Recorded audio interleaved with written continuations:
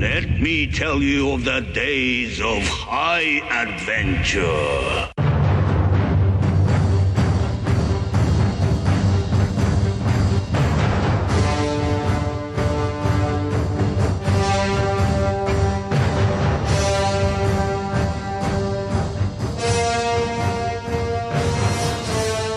Hey, what's up, everybody? I'm John. And I'm Kevin. And this is 6 Degrees of Schwarzenegger, the podcast where we take a long, hard look at some of our favorite action movies from the era of Arnold.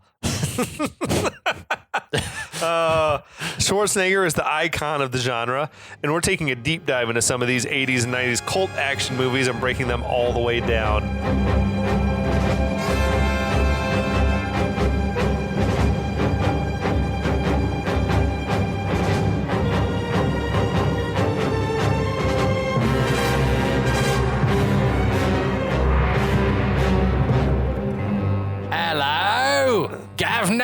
That's not even Australian. I don't know what that is. That's Cockney. That's not Australian. I'm offended. I'm sorry.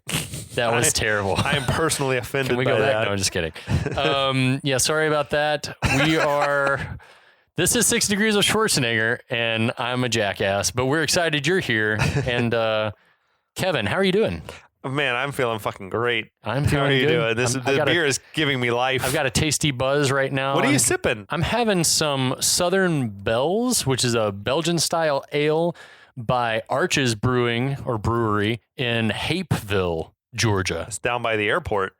I'm if nothing else, well, it's a delicious beer. It is. It's awesome. And also the name is hella clever. Yeah. Southern Belle. It's great. Because Belgian. If someone held a gun to my head, God forbid they ever do, and said, name your favorite style of beer, Ooh. I would say Belgian. More specifically, I'd say Belgian triple, probably. Okay. But anything like Belgian beer is just like, that's my jam. So like this is right up my alley. Up your alley. Yeah, it's tasty. Thank you for having it in your refrigerator. I aim to please. What do you got? I'm sipping on another Chihuahua. I hate Chihuahua. This is the original Mexican-American lager. There's trademark. never been one before it.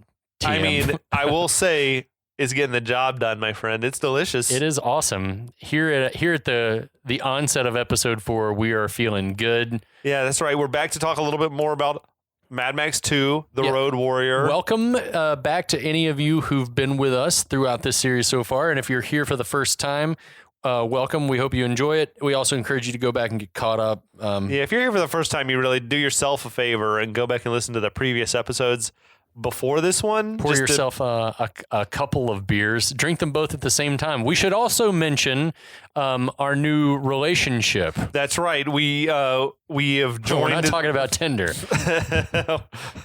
We are part of the Last of the Action Heroes podcast network. We were approached. We were invited to join. I was excited to do so. Yeah, man. It's basically I guess a group of dudes spread out over the U.S. and Canada.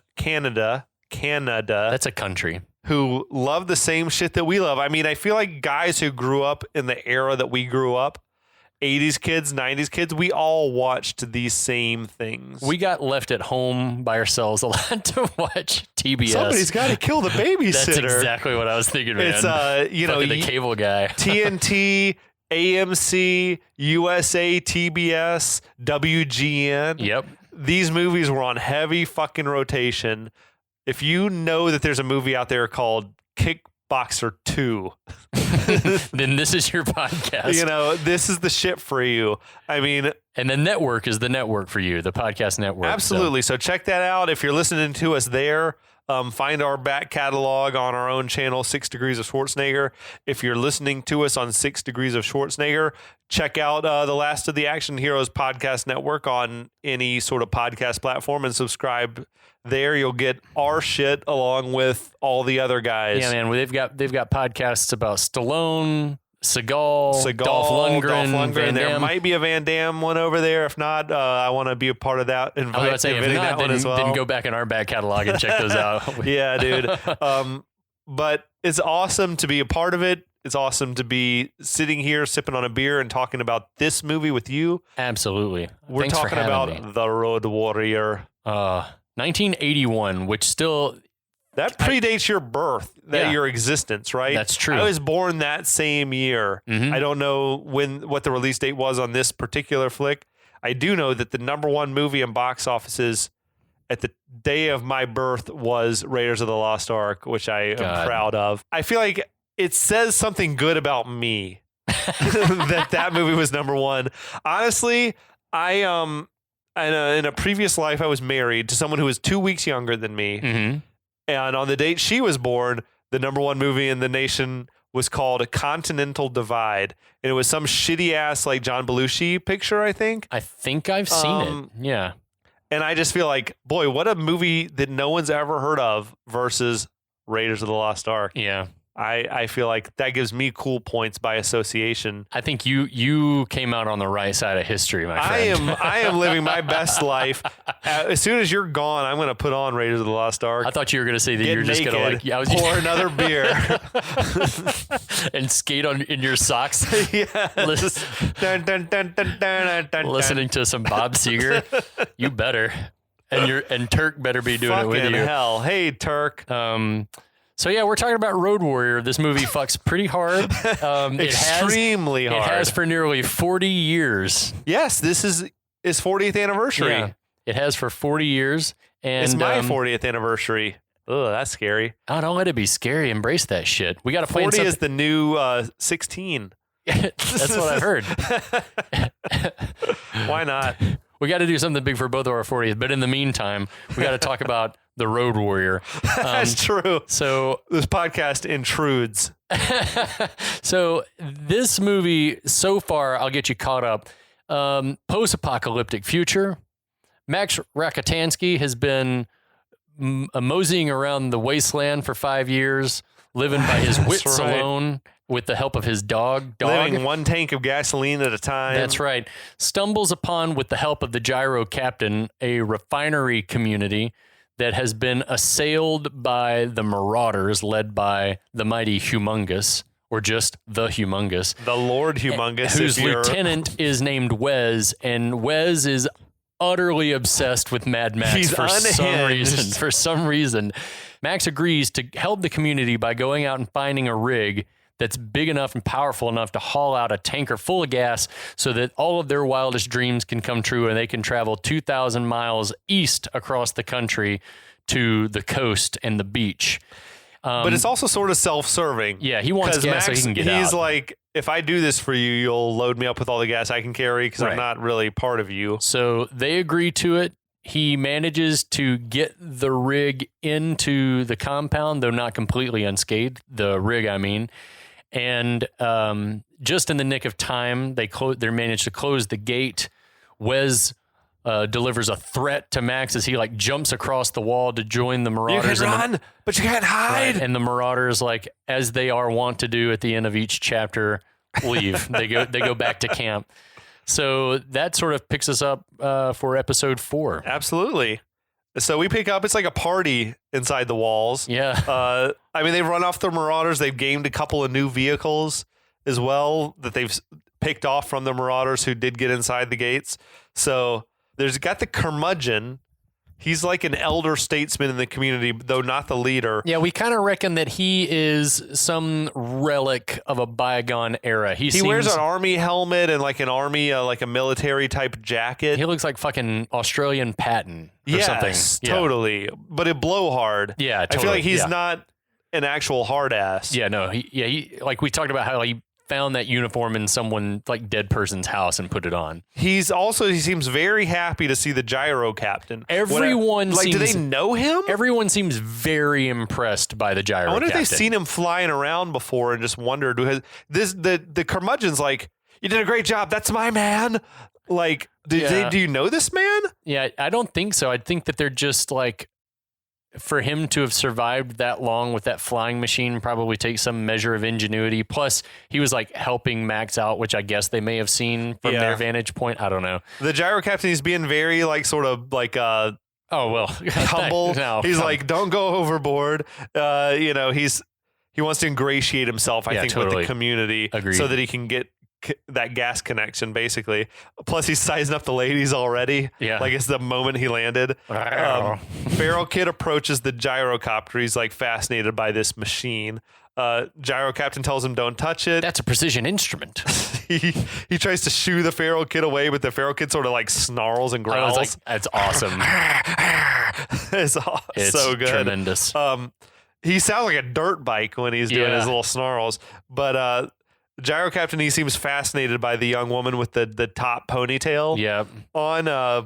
She's a cutie. I can't blame him. She was cute as hell. Yeah. Curmudgeon asks him if the gyrocopter can carry 2 people. He says possibly, like leering. For sure. Totally. Leering at the girl who's credited in the credits as Captain's girl. Yeah, like she's like, okay, like okay. She seems to give a forced sort of a smile at him, although I think we see later that she's not into him. Yeah, no, agreed. What's the Curmudgeon? Is he her dad? I almost now feel like he's uncle, he's a caretaker. Yeah, I read him. I mean, he could have been that girl's dad. I think I don't more know like how a grandfather he seems. or older He uncle seems or something. 60s-ish, Yeah. and she's probably 20. Early 20s, yeah. Yeah, he could be 2 generations removed. So a wounded Pappagallo, who's the leader of the refinery clan, he starts ordering people to be prepared to leave tonight. You know what to do. Yeah. He says, and everyone sort of goes. Just get on with it. There's a bit of a twist ending here that I'm going to try not to give away on the film, but based on that line, it does seem like Pappagallo's plan has sort of always been in place. Yeah. Like of what they're going to do to get out of here. Like, because everyone seems to know. Yep. I completely agree with you that this was something that they had planned for, like for a while. The contingency had been laid. Yeah. Yeah. So he asks, what's the status of the rig? This is one of my favorite bits in the whole movie. Oh, dude, it's incredible. The mechanic, he's relaying the laundry list of damages back. He's got a radiator's cracked at the core. It's got a cracked timing case cover. It's broken a couple of teeth off the timing gears. That's the Radiator's damaged at the core. His sidekick is like he's money. His sidekick is relaying the information back to Pappagallo, who's like up on the walls. Yeah. You got, he's like, oh yeah, okay, but what does all that mean? And then his lieutenant, Zeta, relays back, yeah, but what does that mean? Yeah, what does that mean? 24 hours. He's like, okay, you've got 12. And he's like, okay. And his like sidekick's like, okay. It's see, I feel like that's how working it like in an agency was. It's like project managers would come for an estimate on like how much time it would take to finish how much time do you think it'll take you to finish this? And I'd be like, honestly, I need 2 like days of work. What is it? Okay, you got 1 day. And they're like, okay, well, you have 3 hours. And I'm like, okay, sweet. It's gonna take as much time as I have. Yeah, yeah. That was always like, how much time do I have to do it? This whole bit though. Hilarious, amazing. Apparently, it was like something that the actors all just sort of improvised on the set. It's so good. I mean, I think the dialogue was set, but like the fact that they'd relay it and it'd be funny was like a thing that the actors came up with. The guy that is the mechanic sidekick is like one of the most lovable characters in the whole movie. Was he wearing Bennett's? Like from Commandos, his macrame vest. I wonder if that was a thing in Australia. Like that was high fashion in Australia in the early 80s. Was a macrame I'm surprised vest. It hasn't been. Maybe it has, and I just missed it. But if it He's comes wearing a back, doily, a sleeveless macrame vest sweater thing, I want that. I'm into it, dude. So. Warrior Woman, she comes over, she takes over the flamethrower that Max had been operating. She apologizes for misjudging Max. One thing I like about these Mad Max movies in general is they never push a romantic angle. Mm-hmm. Like this movie, Fury Road, like he's never trying to bang these girls. No. I don't know what that means. I get the impression almost that Max is like still being faithful to his wife and his family. Yeah, I think it's PTSD for Max, and then also like, I mean, yeah, there's a survival element that comes in. One would guess in that world, like to perpetuate the species.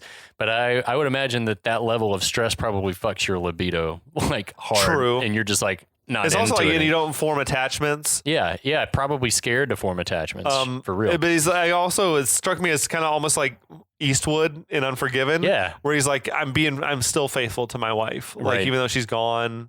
Yeah, I don't Doing the know. right thing by her. So Max comes down off the wall. He gets a hero's welcome as well. I love Feral Kid like falling in step beside him and like changing up his step to walk like right in step. I also love that Dog was like glued to his side, like Dog. he was in contact with him almost. What a great fucking animal. Yep. Everyone seems to think like, with you on our team, we got a chance. Right. About Max. A woman comes and gives him, like, presents him with her treasure, which is some shotgun shells. Mm-hmm. There was also like another cute woman in the compound making eyes at Max. Just a I smaller remember that. woman. Yeah. Max is like, look, guys, like I'm done doing what I promised to do. It's been a pleasure doing business with you, but I'm leaving. It's a fucking full Han Solo move. Yeah. That one. He's like, you got your money? I guess that's all you came here for, that sort of thing. I wonder if there's anything he cares about or anyone. I care. Luke sucks. So later on at sunset, you got Humongus's marauders. They appear to be torturing their captives. Yeah, that silhouetted shot against the horizon of them doing whatever it is they're doing. Well, they were lighting with one fire. dude on fire, it seemed like. I mean, they had these other dudes like sort of tied up there on these like X's as like a sort of a crucifixion. Yeah, that's almost. exactly what I thought too. It's sinister, but it's a very cool shot. Yeah, it looked fucking amazing, didn't it? Max is just like wrenching on his car and having dinner with Dog, eating that dog food. He seems like unperturbed or unconcerned about anything else. This is another moment that made me. You remember the sequence this would be years later in Die Hard, like the sudden push-ins. Like there's one scene where there's like several push-ins in a row, and it's where Hans finds out that Holly is his wife. So it's like kinetic sort of camera work. Max having dinner with Dog, and I love that like Dog's got his bowl up on the hood of the car. He's like eating out of a hubcap, I think. It's so awesome. But like there's that push in, then the captain's girl push in, and then a push in on Humongous himself, who starts speaking in the PA is so cool. He's saying, "You have defied me, you'll know the vengeance of Lord Humongous. I promise you no one gets out of here alive." So it's fucking ominous shit. Okay. But yeah, as I said, like Max doesn't necessarily seem all that concerned. He's probably heard all of this before. It's Tuesday for Mad Max. It's like, okay. He's like probably dealt with 1,000 psychos. Yeah. Like in his time. He's just eating his dog food. His dinky die. That dog is fucking incredible, man. I want that dog. Did you read in your research, like the story about the dog? And how they found the dog and everything like this? So the story is that this dog was basically rescued by the filmmakers they just got it from a pound like the day before it was going to be put down. Shit. They said they just like they wanted the most Australian looking dog they could find. That's him. They said. So they went into the pound. They found this one dog. He's an Australian cattle dog. Mm-hmm. Is the breed, also known as a blue heeler, I think. Basically, they said he seems smarter than the other dogs. He brought a rock to them and sort of placed a rock at their foot. Like, let's play a game with the rock. Mm-hmm. And it seemed like basically, I think the animal wrangler was like one of the stunt coordinator's girlfriends or wives or something like this. And she's like, this dog is smart. Like, I feel like we could train him. And then they got him and they brought him to the set. That's unreal. And after the movie was done, one of the crew people adopted him and took him home. And this was like his one and only movie appearance. But he's like a fucking star. Yeah. It's amazing. It's a feel-good story. I love it, dude.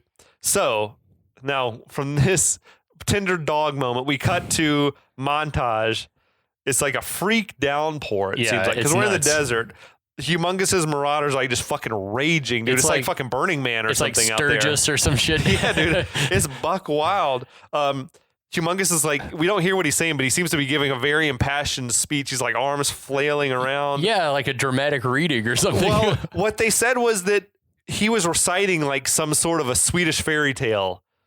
Like they just said, just talk. It doesn't matter what you're saying because we're gonna whatever. But he was like just about a couple of kids who like get captured by a witch and eaten or some shit. I don't know what. It was fucking wild. There are guys like spinning donuts in the mud, like fireballs. It's once upon a time in Madison, Wisconsin, you could walk by the library mall like on a weekday night, and there was like this yard outside and this walkway, and there would be we called it the circus. the Library Mall circus, but there'd be people like LARPers out there casting spells and shit. fighting. And then there'd be people like on slack lines, like walking and people twirling fire. This is just like on a regular like weeknight. And that's what this scene reminded me of. I love all of it. There's more torture going on. Yeah, and then Bear also Claw the torture. Mohawk character is just fucking freaking out. He's just like waving it seems like his bloody claw. Like He's probably killed someone. I wonder if that rain was real, because apparently while they were filming there was like it had gone like apparently years in this area without rain, and then it rained while they were filming, and it's just like you wonder if it's like, holy shit, it's raining. Like, let's just turn the cameras on. It's like when they were filming like Helm's Deep in Two Towers, and they're like, shoot, we got to film, roll. Was that like real rain in some of the shit? Yeah, fucking cold, and it was like really raining out there. That's badass. Yeah, my notes here say it was the first rain they had there in 4 years. That's insane. That's like some Death Valley shit. Yeah. Yeah, it's fucking wild. So inside the refinery, the good guys are getting all their vehicles ready. The mood is much different inside the refinery. I dig that I loved the car they scavenged off the Marauders, the one that was sort of like a old style race car. Like it was just long and skinny with the outer wheels like just exposed. The one that Pappagallo winds up driving later. And that's one of the ones that we were like when we were first talking about the movie. It's like things are bespoke. They're just like, we're gonna put whatever odds and ends we can find to build a car. We have an engine and a chassis, and we're just gonna put it all together. There's somehow. lots of welding, like where there's fire twirling and murder outside. There's lots of welding happening inside. The curmudgeon is rounding up the livestock. Everyone's got to have a job. The Gyro Captain, he's trying to like sneak out of there with the girl. Dick. It's weird, right? She was ready to run off with him quick. Seems like she was. Yeah, he talked her into it, and you know, despair sets in. She was probably like those instincts, like to survive. You can't exactly sneak off in that thing. No, like I feel like you need a runway. Like you got to get moving and up to speed. Like it doesn't just disappear into the night quietly. Agreed. At any rate. She hesitates. She like can't abandon her people. Right. This is my family. She which says. Is good for her for taking charge of her own life. I felt like it seems really short-sighted for the Gyro Captain to be like, let me steal a girl and a couple of cans of gasoline and like be on my way, like and ditch these people. Right. Like this is a community, you know. Like if that's what you're into at all, like he should pitch his tent. Yeah, but it was very. Sort of and unexpectedly stand up for him to be like, all right, I'll stay too. Yeah, she says she's staying, right? And it seems like Gyro Captain decides, okay, well, I'm sticking with her. Yeah. Which is, I give him credit for that for sure. Totally. I love it. I didn't notice until recent viewings that she's always just got this little puppy. Yeah. This is great. It's just amazing to me. Dude, did you think that Bruce Spence, Gyro Captain, had this full like Steven Merchant thing going on? Big time. Like just Definitely. lanky, sort of goofy, bug eyes and a funny face. If they did it again with the Gyro Captain, Steven Merchant would be the guy to would play be the him. dude. Yeah. I love that. So love Steven Merchant. Thanks for listening, Steven Merchant. Yeah, he's out there 100%. Yeah. To say hi to Simon Pegg for us. And Ricky Gervais. Yes, Ricky Gervais all the as boys, well. Nick Frost. So now Max is loading up his car. And Edgar. Sorry, we'd be remiss. Edgar Wright, yeah. We know sure. you're a big fan. We love you, buddy. Well, happy to have you on next week. Yep. Now Max is loading up his car. Curmudgeon and Pappagallo come into the garage. I think Curmudgeon is like, look, I told you he's leaving. Right. Pappagallo limps up to him. He starts telling him like, look, we want you to drive the tanker. And I think Max tells him, look, I'm sorry. I did my part of the bargain. Yep. Like, we get this, we can make a new contract. Pappagallo tells him, like, we'll make you a new deal. And Max is like, I've got everything I need. Mm-hmm. Pappagallo says, look, you don't have a future. We can offer you that. They tell Max, basically, they're heading to Paradise, 2,000 miles away. What was it, Sunshine Coast? Sunshine Coast, which is on the East Coast north of Brisbane. I feel like Waterworld, the movie Waterworld essentially just ripped off this movie in general. Yeah. But especially this bit where they're like, we got to get to this mythical place that's out there. Totally. Where everything's going to be good if we can just get to this place. People are always ambling towards the coast in post-apocalyptic worlds. Hey. You notice that? Like in The Road, they were headed to the coast. And then... Good point. Yeah. Everyone's always headed to the coast. So Curmudgeon breaks out the postcards. It's like just babes in bikinis and sunny beaches. Fresh water. Plenty of sunshine, nothing to do but breed. Now for me, that's a tempting offer. Yeah. But sold. For Max, yeah, he doesn't seem that into it. I don't know. Max is just like a lone wolf. You ever looked at a map of Australia?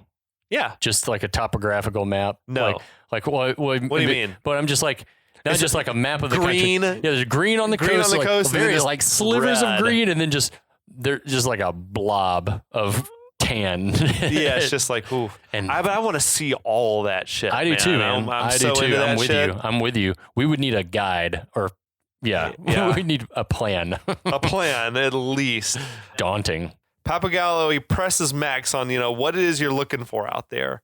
He goes like bad cop on him. I felt like he got harsh. Yeah, quick. there's a lot of like pushing and getting in his face and grabbing him and stuff while he's like, delivering happy this. out there, are you? One day blurring into the next. You're a scavenger, Max, a maggot. Yeah, well, it's like, whoa. You know that? You're living off the carcass of the old world. This is not the way, Pappagallo. Yeah, he's going hard, dude. I'm not sure what he thinks. Like, you think that's going to get him to stay? I don't know. Also, how does he know Max's name? On screen, he hasn't told anyone his name. Maybe that's off screen he could have, I suppose. Yeah, I think that has to be the assumption. Okay. So Max is like keeping his cool.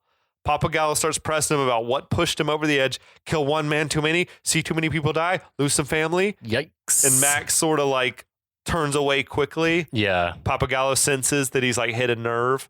He's like, that's it, is it? Lost some family? He's like telling him that doesn't make you anything special. Right.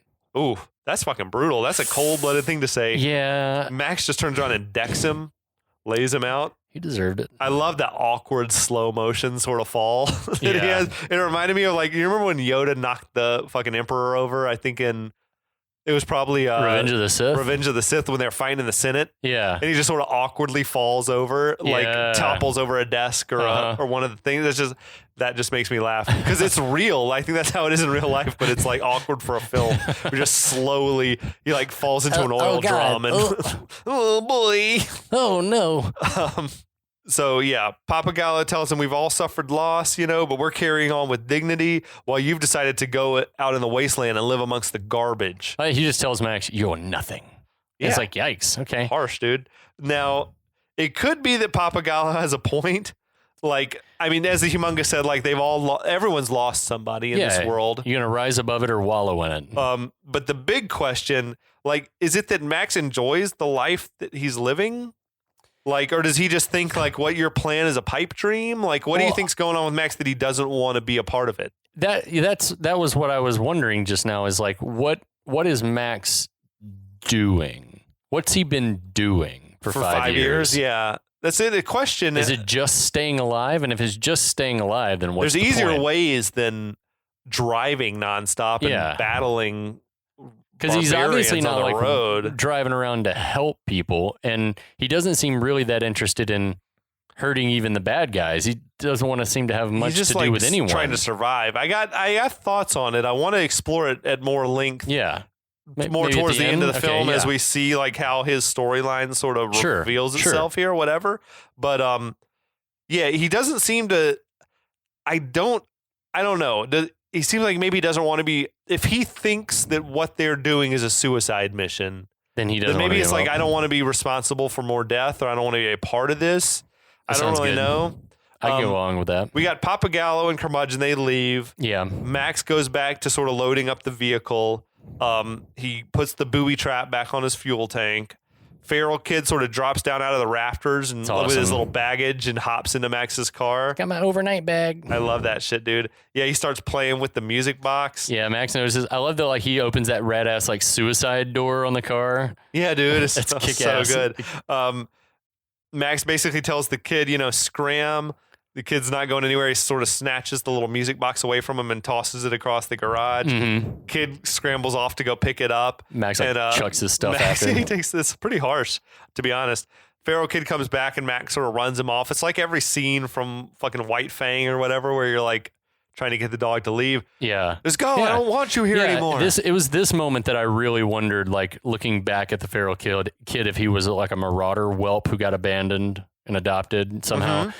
because he looks more Marauder than Refiner. But I feel sad for him, and the music is super sad at this point too. Like Brian made it a good job of like capturing this moment in the score. Moments like this like tug at the heartstrings, for sure. Because I don't know, that this ever comes off as much as George Miller might have wanted us to pick up on it. But I think that we're supposed to gather that Max himself has sort of gone feral over the years of like living on his own out in the wasteland. Definitely. And like that's why the feral kid's sort of drawn to him. It's like a kindred spirit thing. I totally buy that. Like I don't know where I read this or saw this, but in like Fury Road, same thing. Like that he's when they capture him, they're like, we captured a feral. Yeah. Whatever. But I think the idea is that Max hasn't maybe talked to anyone in years. Right.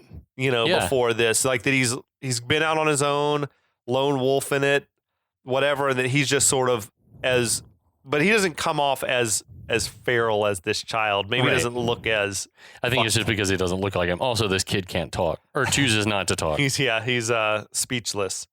So now later on we got Max, he's going to leave. Yeah. He's got his car, he's all loaded up. The top lieutenant Zeta is telling Pappagallo like we shouldn't let him go, or he's like at the very least we should keep his vehicle. It's like there's no honor with him. Yeah. I know. What are you gonna do? Just put him out? I guess. I don't know, or give him a shittier car. But basically Pappagallo is like, he's fulfilled his contract, he's an honorable man, we're gonna let him go. Right. He's playing with the little hourglass in that moment with the sand, watching the sand flow through. It's a little bit of foreshadowing. Right. Zeta is asking him, well, who's gonna drive the rig now?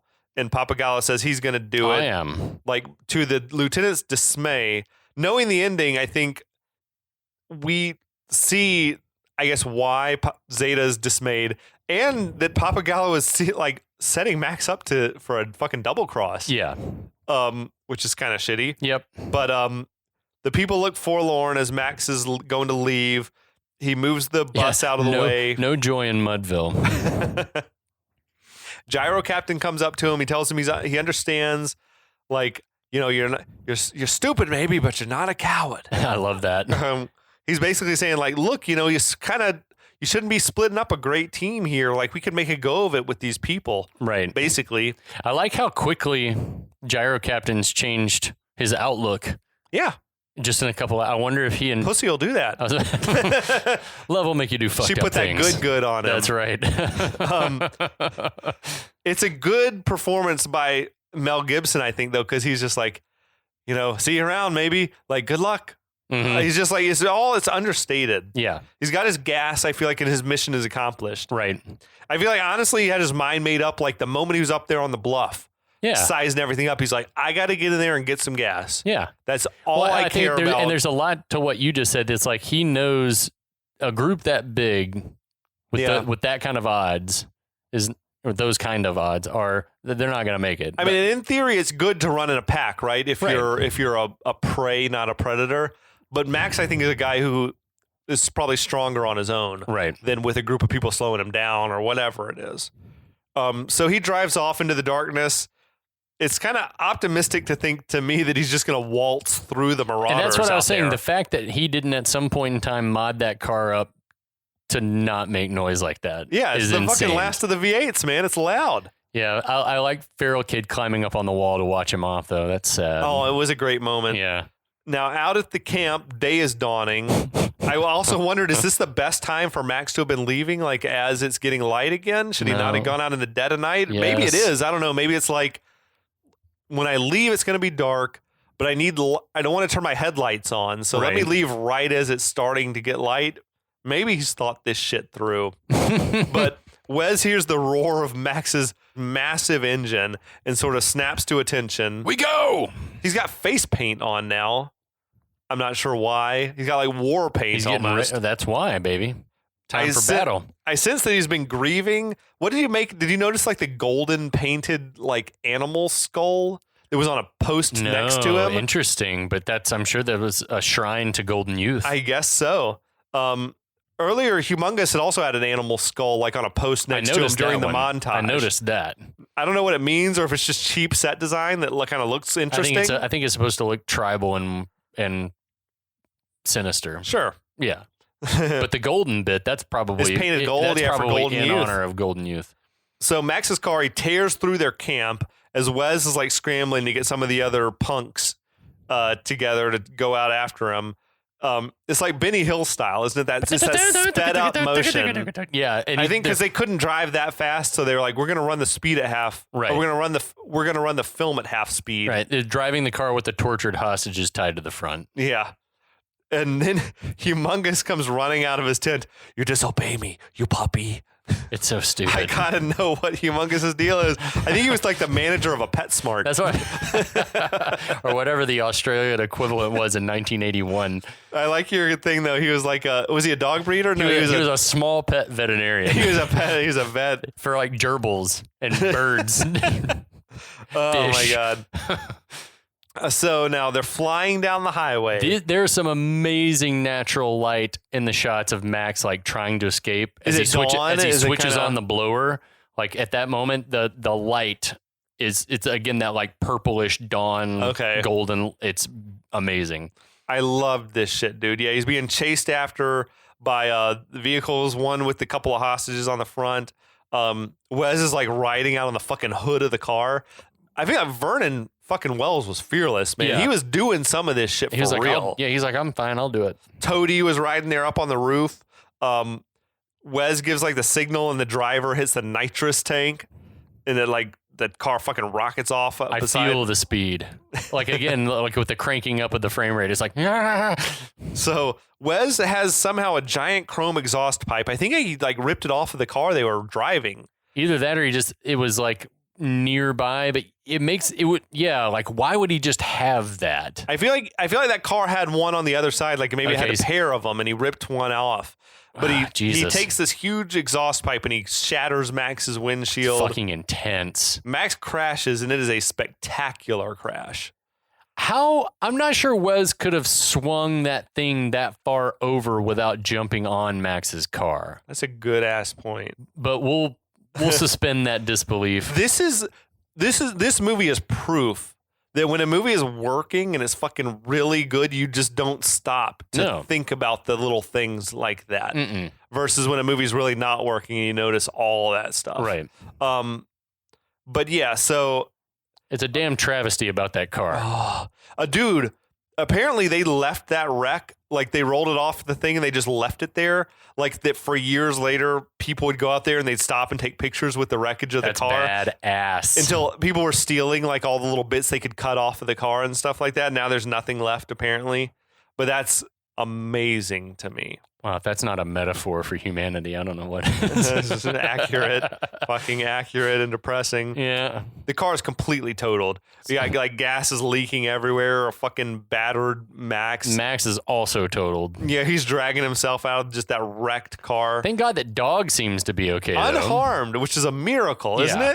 it? When I'm driving with my dog in the car, I'm always like thinking, like, if a crash happens, is my dog just fucking dead meat? Like, because he's right in the floorboard or he's Yeah. up on the seat or whatever. Anyway, That's sad. the bad guys, they double back to come and like scavenge the gas off the Right. car, was the impression I got. Wes tells him if Max is alive, if he's alive, I want him. Right. Toady and the other dude he had with him, they go down there, they find the car's empty. Toady is just like a natural born follower, man. He's like, the tanks are full, oh mighty Wes, and it's all yours. Imagine this society. I think you have to like find a role Oh, yeah. that you can survive in. And if you're not Absolutely. a dominant person, then you need to be a submissive person. Yeah. Or bide your time until you can switch roles. So the driver of the vehicle is like all covered head to toe leather. He finds Max sort of hiding behind a big rock. Mm-hmm. He raises his crossbow, and at that moment, Dog sort of jumps out to defend him. Dog assist number 6, Mm-hmm. and the last one, sadly, because the driver shoots Dog. You get that yelp that fucking pulls my heartstrings. We don't like it. We R.I.P. dog. We talked about this before. Like, hurting an animal is unforgivable. It's an unforgivable sin. It's like, hurting your human foe. We get that. Yeah. But hurting an animal is just like, there's no excuse. Yeah, harming a child and then harming animals. Those are the things you don't do. This one is like especially rough because the dog was just such an incredible companion to Yep. Max. Now he's going to reload his crossbow. in the meantime, Toady has triggered the booby trap on the fuel tanks. I like Max, like who's like just futilely trying to raise his shotgun to defend himself. It is like he's trying to fight falling out of to his your hand. last fucking breath, man. Right as at this moment, everything sort of collides and the car just explodes. It kills Toady, kills the other bad guy that was down there. Massive explosion. Wes looks very disappointed. Huge. Like I don't know what the effect was, but it looked like a body exploded in the explosion. Yeah, I think there was like it's just like meat flying. It's crazy. Vernon Wells fucking super intense. He's just got an intense face. Yeah, he's disappointed. He wanted a shot. I guess he assumes Max died in that fireball. That's as well. what I was thinking. Like more bad guys arrive, and Wes tells him it's over. Let's go. It's like, really? You don't want to spend 5 minutes to go down there and check? I feel like Wes of all people would want to fuck the skull of Max. Yes. At least get a closer look. Yeah, he'd like want to take his head. There's no way in hell he wouldn't have gone down there to check. I don't buy it either, but it works well for this particular movie. It's convenient for Max. It is indeed. Because he couldn't even hold up his arm to take a shot. Absolutely. Like back at the refinery compound, Gyro Captain sees smoke rising on the horizon. He's like, fuck, you blew it. You blew it. He goes to his gyrocopter. I guess he's going to go and check it out. We see Max sort of dragging himself through the desert. It looks like he's fucked up his non-braced leg at this point too. So he's going to need another leg brace. It's a rough day for our boy Max. Yeah. He rolls over. He sees the gyrocopter like hovering over him. Gyro Captain, he gathers him up. He flies him back to the refinery. This is a fucking amazing shot, isn't it? The aerial shot of like Mel Gibson hanging out. Close up. Yeah. Like that shit was for real. Yeah. Like he was hanging out of a helicopter or whatever, and they shot that shit. It's amazing. Like you don't notice until you're watching on a big screen that like you can see the details of they're flying over the marauder camp and then they're flying over the refinery. They're way up there. It's a stand-up move also from Gyro Captain to like go out there and get him and bring him back. Yep. Because Max is in rough shape. Yeah, I like Cap like trying to assure him like relax, partner. Relax, partner. Yeah, they did this weird sort of trippy like double image effect and they slowed the dialogue like down. Max had a head injury going on or something like that. Oh, for sure. This dude's concussed as hell. Later on, Max wakes up. He's in the infirmary. Is it the same day? Is it days later? He left early that morning. I think it's like that. Same day? Well, I think it's probably that night. It had to be that night. So, yeah. Remember earlier when Pappagallo was saying, we're going to leave tonight? That was like 2 days ago. Yeah. Well, maybe it is just like later that afternoon. But I mean, could be. With that kind of head injury, though, I don't know. Maybe. Yeah, I feel like you could be out for 5 hours. You could be out for 25 hours. Yeah. I don't know. You never know. We got haunted-looking guys lying in there. Is he dead? I got the impression he was dead, but we didn't really see. Catatonic? We don't really know. We didn't really see his death. Last time we saw him was Wes headbutted him and tossed him off the wall. I like that feral kid like hanging upside down in the doorway, keeping a vigil over Max. He's also like gathered up all of Max's things and he's like guarding them for him or whatever. Yeah, it's kind of great. Hey, did feral kid take over the role of dog? Sorta. He's sort of pet-like. Yeah.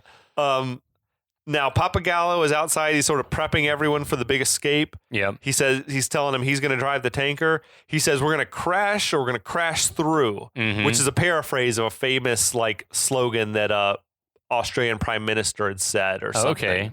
Okay. He's also just like proudly wielding Max's double barrel gun, like he's claimed it for himself. Yeah. He says, they're all going to swarm on the tanker, so everyone else, we're going to split up when you get outside, head north to the rendezvous point. Yeah, 200 miles to the north. Everyone wait there. What do you say? There's a bridge. We'll wait till sunset, and then we'll keep going with whoever makes it that far. Yeah. So hope to see you there. So Max sort of comes hobbling out of the infirmary. He's using Feral Kid like a crutch. He's like got his hand is on Feral Kid's head. It's awesome. And people are bickering over like who's going to be riding in what vehicle. You got the mechanic who's he wants to be on the tanker. Yeah, he wants to ride in the Vanguard, baby. Well, he's saying like, look, I built this thing. Like I got it running again. I want to ride on it. Right. And Warrior Woman is telling him no. Truly, she's got a valid point because he's valuable. Yes. Like mechanic should have been on the bus. That to me, like the mechanic, the guy who can keep the vehicles running is like as valuable a person in the community as you can have. Yeah. Like he's like water or gas. And I don't know that it's necessarily been spoken, but people who are on the tanker, that's like almost the suicide run. Yep. And Well, he just said that the marauders are going to swarm the tanker. Yeah. It's like, we can't have you being on the tanker. Like, we need you to keep the bus and every other vehicle we've got running until we can get to wherever. Yeah. His life should be more protected. Agreed. I think, than the others. So now this is Max's big hero moment, or big hero moment number 2. If it's all the same to you, I'll drive that tanker. It's like amazing stuff to me. Pappagallo says, now it's too late for deals. And he's like, no, I don't want a deal. I just want to drive. He's like, why the big change of heart? Believe me, I haven't got a choice. What? But what otherwise, what was going to happen? Like, were they just going to leave Max in the compound and leave? Maybe? Or were they going to put him in the bus? I guess they probably would have put him in the bus. So it's weird to me that they are acting like they don't want him to drive the tanker. Yeah. Just, if assuming they weren't going to leave him, and maybe they were going to leave him. Yeah. I don't know. At this point, he ditched them. Like, I don't know that they necessarily owe him much. Correct. I do like Zeta says, and how are you going to do that? I mean, look at you. You couldn't even drive a wheelchair. It's insensitive to the mechanic, in my opinion. Oh, that's true. That's a fucking sick burn on Max. He does look rough as hell. Basically says, Max, you look like shit. Yes. Max tells him to cut the crap and points out he's still their best chance. That's also true. I don't know what Max's plan is either. Like, I guess to rebuild and go on his own once they get clear of this place. Yeah, I'm not sure. Like, I don't know either, but basically everyone's on board. Pappagallo, he hands the sawed off back to Max, gives him a handful of shells, and says, all right, let's get moving. And that, I think, is the end of this chapter of the film. It certainly is. I'm excited to get to I'm worked up into a lather with excitement. The last chapter is going to be nonstop balls to the wall. I'm ready for it. But first, let's drink. First, we rest. All right. We will catch you next week. We'll be back.